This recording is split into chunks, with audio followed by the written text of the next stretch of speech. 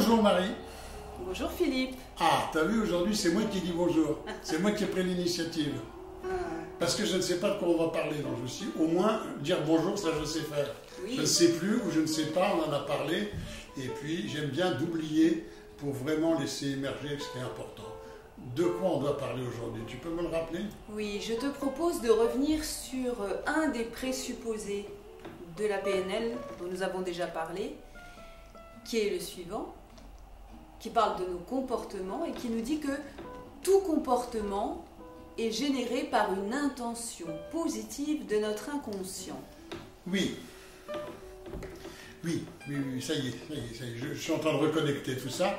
Bien sûr, un des présupposés que je trouve les plus importants. Déjà parce qu'il va nous les éloigner, nous, si on veut travailler sur un comportement qu'on n'aime pas, nous éloigner de la culpabilité. Tant qu'il y a de la culpabilité, tant qu'il y a de la colère, de mon expérience, on n'avance pas, on ne sort pas du problème. On reste dedans, on l'enrichit, on le déplace éventuellement. Je pense au problème d'addiction. C'est toujours un cadeau. Le comportement est toujours un cadeau. C'est là que ça demande un tout petit peu de compréhension. C'est pas toujours un cadeau aujourd'hui dans ma vie. Le comportement me pose problème, c'est sûr, c'est certain, c'est une évidence. Et le comportement n'est pas ajusté, le comportement n'est certainement pas un bon comportement, non. Et en même temps, c'est de rester persuadé, surtout quand on accompagne, que ce comportement-là, il est en lien dans le passé avec une intention positive, inconsciente. Je dis bien inconscient. Si c'était conscient, ce serait évident pour chacun d'entre nous. On ferait le lien. C'est très compliqué de le faire. Je vais essayer de te donner deux exemples. Un qui soit très personnel, pour vraiment marquer les mémoires, et un autre plus généraliste. Le généraliste, je vais le prendre sur le nombre de gens que je peux accompagner et dont un des projets est d'arrêter de consommer de la nicotine. Ah oui. C'est pas rare ça. Surtout en ce début d'année avec des bonnes résolutions. Ça fait partie des bonnes résolutions. Alors, ça pourrait être un autre comportement, mais on va prendre celui-ci, le fait de fumer. Effectivement, quand tu demandes à des fumeurs qui ont une certaine ancienneté, 30, 35, 40 ans, est-ce que vous êtes content, est-ce que vous voudriez arrêter de fumer? On a un taux et un pourcentage extrêmement important de gens qui disent « je voudrais arrêter de fumer ». Si on dit « c'est ok d'arrêter demain », elle dit « oh, attends, il faut que je réfléchisse là ». Et je veux bien arrêter de fumer, mais bon. Ça veut dire que voilà un comportement dont on sait très bien qu'il n'est pas bon, tousser, en même temps, comment on a du mal à s'en détacher. Et tout d'un coup, on va voir le tabac comme un ennemi. Il faut écraser la cigarette, il faut jeter le cendrier, il faut en vouloir au tabac. Le tabac, c'est tabou, on en viendra tous à bout. Voilà. Tout le monde a en tête, voilà, comment au fond on se débat des fois pendant des mois et des années avec cette histoire de tabac. Ce que je m'aperçois de ma propre pratique, c'est que ce qui est souvent squeezé, complètement zappé, c'est l'intention positive, inconsciente du fait de fumer. Quand j'accompagne les gens, je les invite à se souvenir combien c'était bon la première cigarette. Ils disent « ah non, c'était pas bon. Oh non, j'ai fumé, j'ai toussé. Oh, c'était écœurant, c'était dégoûtant. » Je dis alors, souviens-toi combien la deuxième cigarette devait être tellement bonne. Oh non, elle n'était pas bonne, j'ai vomi, je n'étais pas bien, je voulais absolument fumer, c'était important.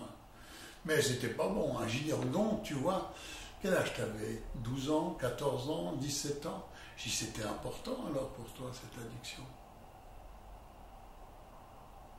Tu tenais à ton putain de tabac. Pourtant il n'était pas bon.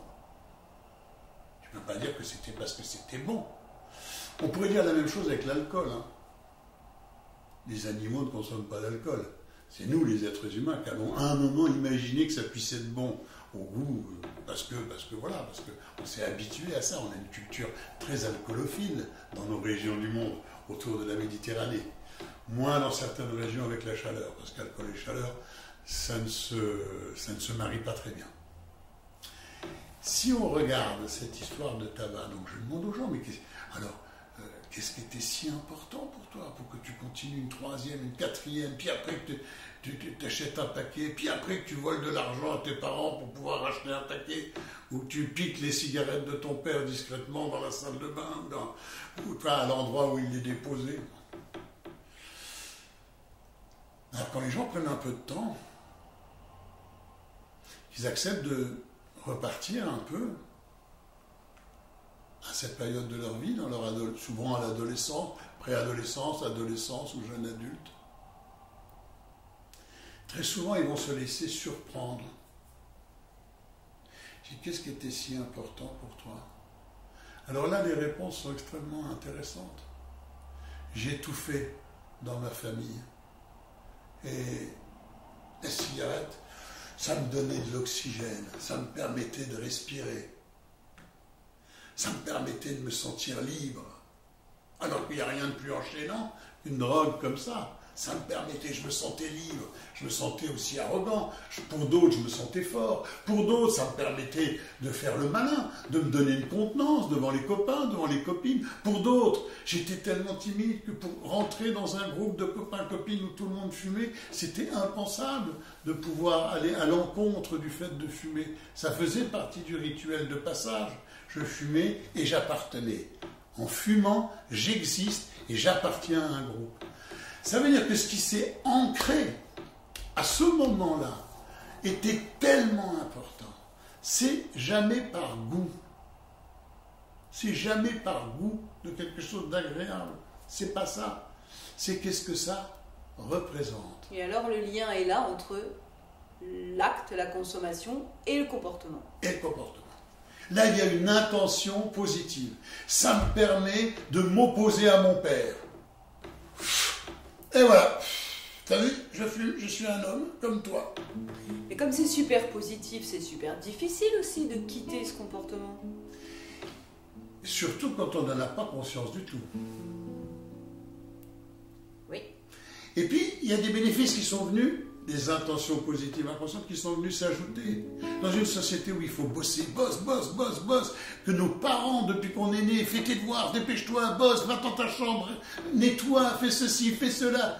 Nos vies sont remplies comme des œufs depuis qu'on est des enfants. Et la vie professionnelle est remplie comme un œuf. Et quand je rentre et ma femme me dit « Occupe-toi voir de tes enfants et va faire le linge. » Merde. J'ai la clope. Et 20 fois, 25 fois dans une journée, je me prends 5 minutes et personne ne peut rien me dire. J'ai la paix. J'ai la paix pendant 5 minutes. C'est ça, les non-fumeurs. Foutez-moi dehors. Si vous savez comment je suis content quand je vais dehors fumer, je retrouve d'autres copains qui se sont fait virer et on discute ensemble, on fume une petite clope et on fait rien. On fait rien sans aucune culpabilité. Difficile de terminer de manger, de voir que ça bouge à droite, ça bouge à gauche, et de se dire, tiens, je vais me prendre 5 minutes, je vais faire rien, tranquillement dans le canapé.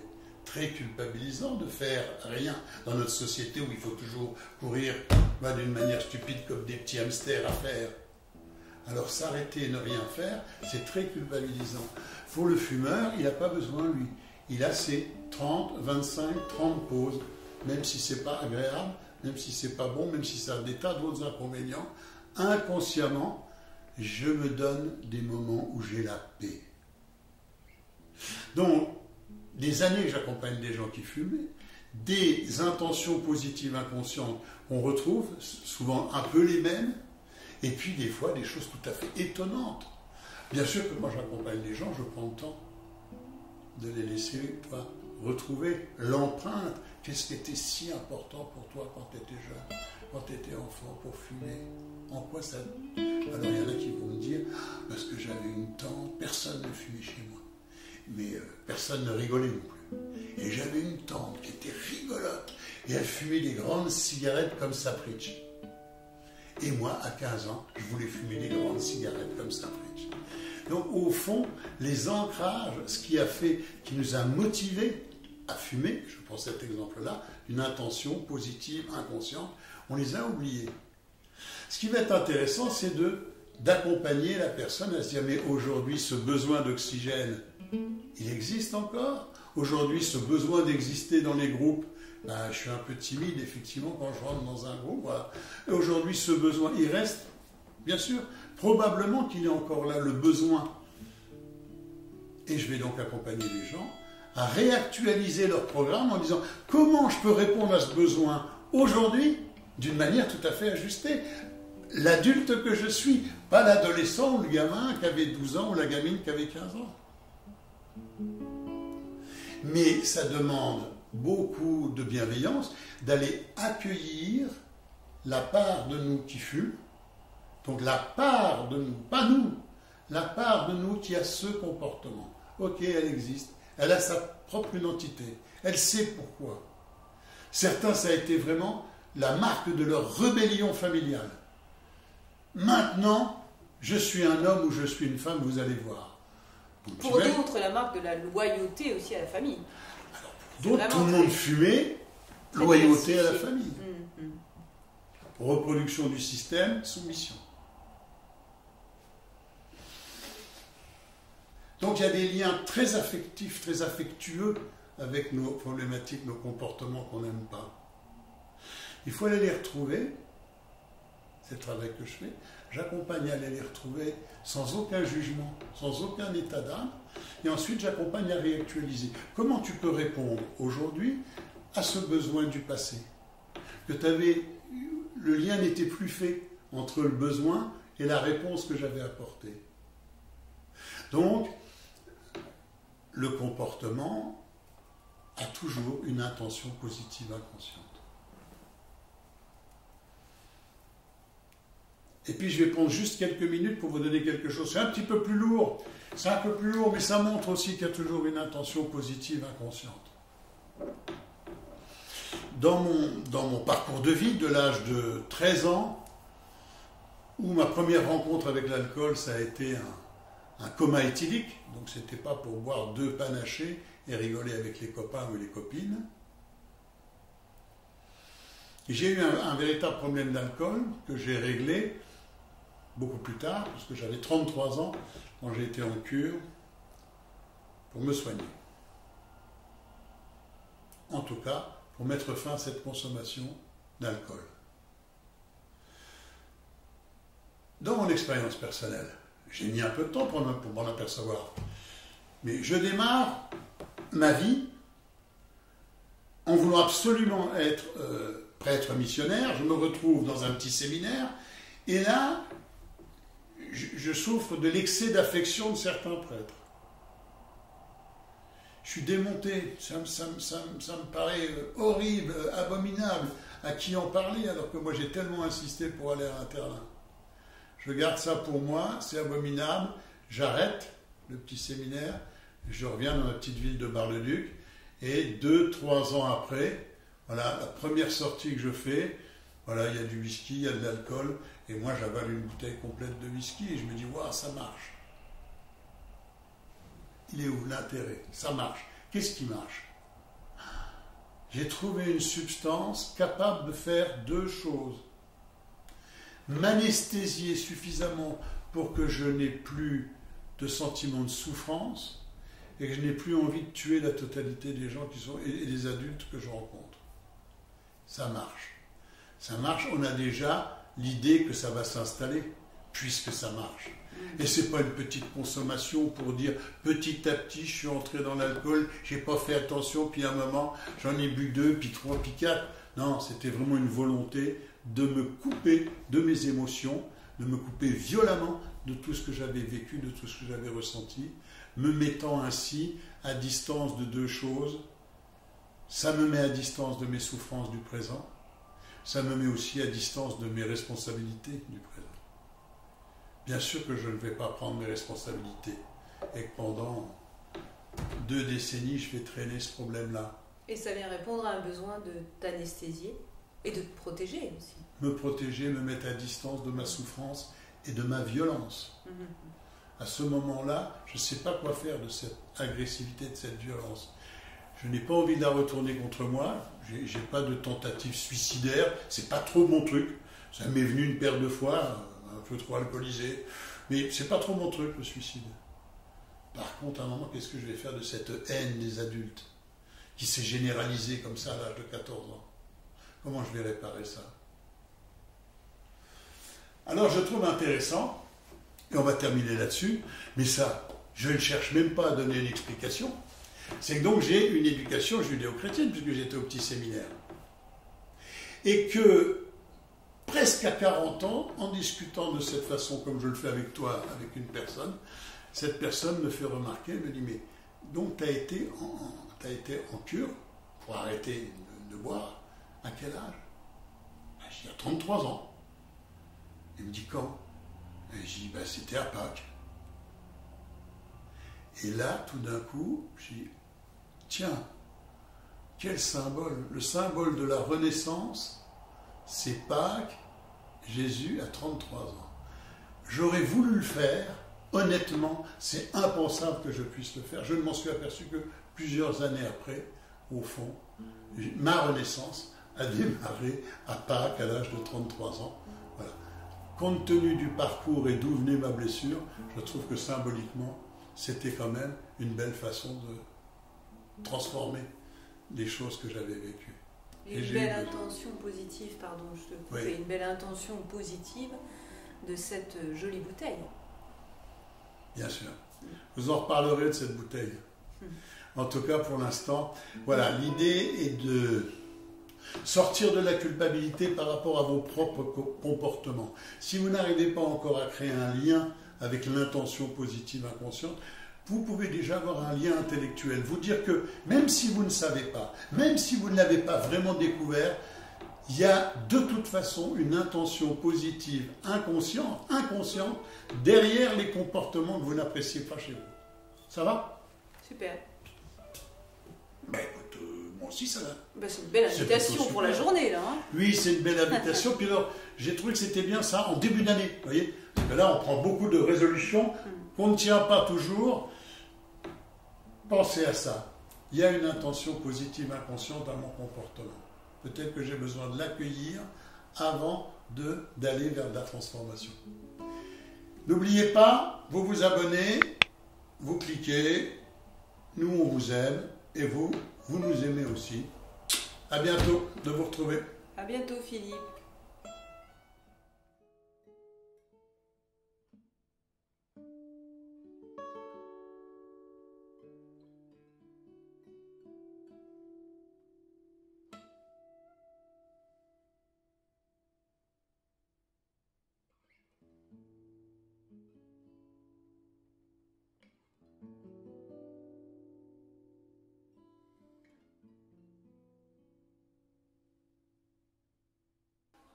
Bon je suis tout seul ou quoi? C'est quoi ce travail? Eh oh, Marie! Hey, ah, viens Marie! mais oui, Viens. je suis là. Qui d'autre? Bonjour. Voilà. Camille! Viens Camille. Ça va Camille? Salut. Salut! Sandrine? Elle est où Sandrine? Je suis là. Ah, Sandrine. Sandrine. Salut Sandrine! Qu'est-ce qui nous manque? Steve? Salut. Salut Steve! Salut, Steve. Ça va? Ça va. Et puis, il nous manque le photographe, Oui, je le crois. vidéaste célèbre. Ludique. Salut Luciano! Hello! Salut! Vous êtes prêts pour la photo? Oui! Oui. Souriez!